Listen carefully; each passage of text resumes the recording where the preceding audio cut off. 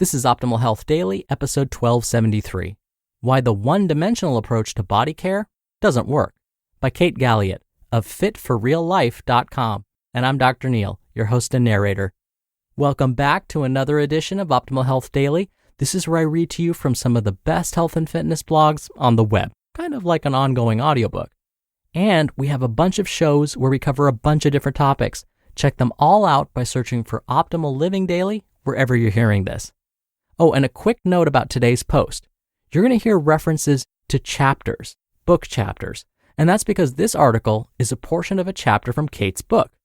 So just giving you that quick heads up so you're not lost when I start talking about that. So with that, let's get to today's post as we optimize your life. Why the One-Dimensional Approach to Body Care Doesn't Work, by Kate Galliett of fitforreallife.com. The living, dynamic lens of being an excellent caretaker of your body gives you perspective.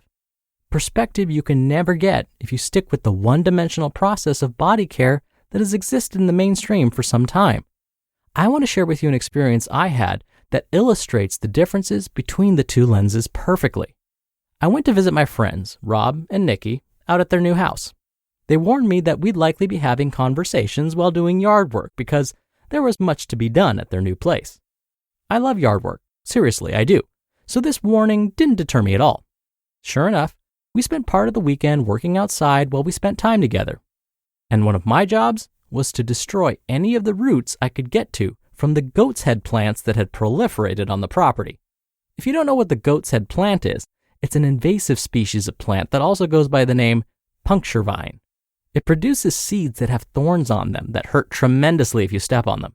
I know this from experience. Goat's head easily outcompetes other native plant species, smothering them, and thus making dense monocultures and a reduction in native plant diversity very important to wildlife and pollinators. Unfortunately, goat's head seeds can remain dormant for years in soil, so just pulling out roots often isn't enough to rid the soil of them. Nonetheless, pulling out roots was a start, albeit a one-dimensional one. While I was pulling roots, a man arrived at the house.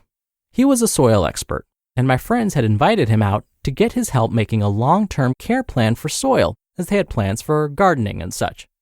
I stopped pulling roots and listened to him talk with my friends, and what he shared blew my mind. The soil expert told us that the ideal way to get rid of the goat's head was to make the soil such that it was inhospitable for the goat's head to grow. Not herbicides, not chopping them out. Of course, that makes so much sense and is such a well-rounded approach. The herbicides and chopping of roots would create an outcome faster, but wouldn't actually solve the root problem. If the soil health changed such that goat's head couldn't tolerate it, the plant wouldn't proliferate anymore. Chopping out the roots or using an herbicide was the one-dimensional approach. Going to the root of the issue and changing the health of the soil so the natural effect was that the goat's head couldn't proliferate was the multidimensional dynamic approach. In addition, improving the health of the soil provided an effect for the overall health of the land. It wasn't an isolated solution exclusively for the goat's head.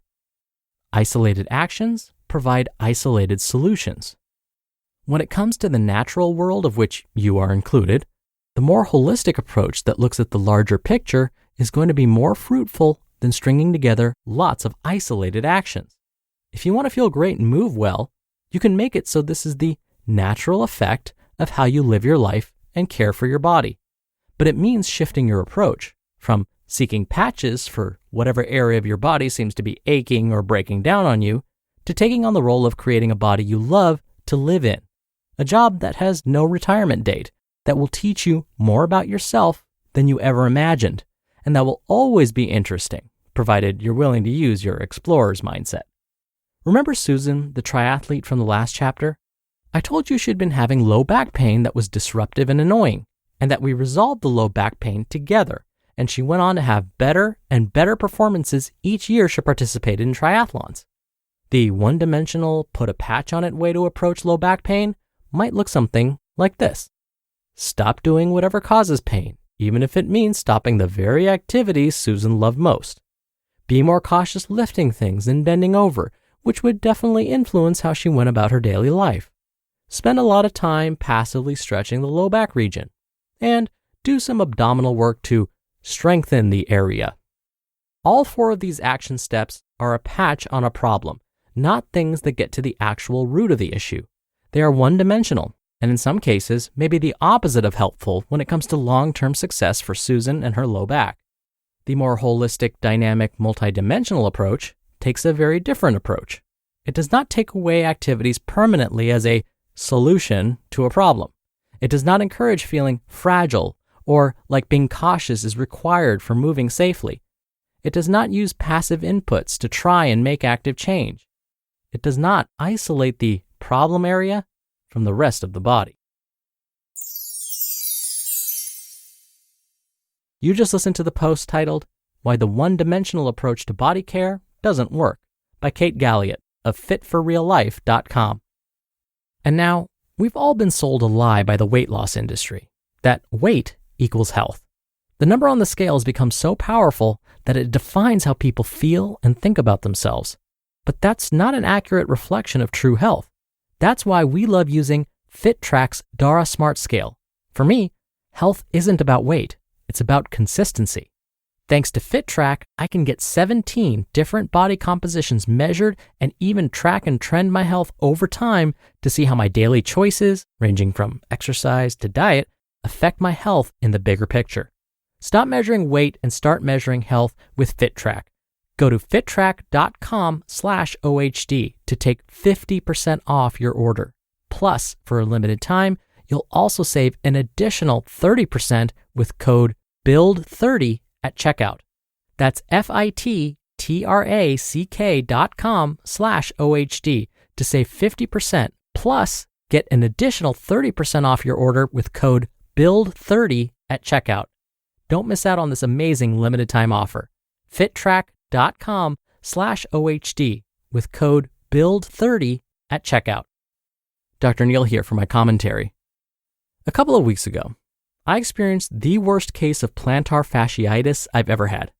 Plantar fasciitis is inflammation of the connective tissue called the fascia that runs from the heel to the toes. So I spent about a week hobbling around my house, unable to put any weight on my left foot. In the mornings, the pain was so bad, it made me feel dizzy and nauseated. Many of the common fixes for plantar fasciitis take the, as Kate said, put a patch on it approach. Stop doing any activities that may make it worse, even if it's things I love doing. Passively stretch the fascia. That's all fine, especially in the short term when my body's trying to heal. But treating my left foot like it's made of porcelain for the rest of my life, well, now that's going to be a problem. I need to incorporate a more holistic approach to reduce the chances of this happening again. I need to assess my form when I run. I need to look at whether my feet need more arch support when I perform daily activities. I have to look at whether my calf muscles are too tight, which may be forcing my foot into a flexed position. I have to see whether the sheets on my bed were too tight, because that too could be forcing my foot into a flexed position. But I don't need to get rid of exercises that I love performing. I don't need to treat my foot, as I said before, as if it's made of porcelain moving forward. Instead, my approach, as Kate mentioned, is multidimensional, holistic, and dynamic. I will change things as it starts to feel better. I'm not going to do all of this at once, but dynamic means you change things depending on how you feel. I'm going to run again. I'm going to perform exercises I enjoy that will make me, and my foot for that matter, stronger and more durable. And this will help ensure that I incorporate a multidimensional, holistic, and dynamic approach to this entire process. All right, that'll do it for the Thursday episode. I hope you have a great rest of your day, and I'll be back here tomorrow for the Friday Q&A and where your optimal life awaits.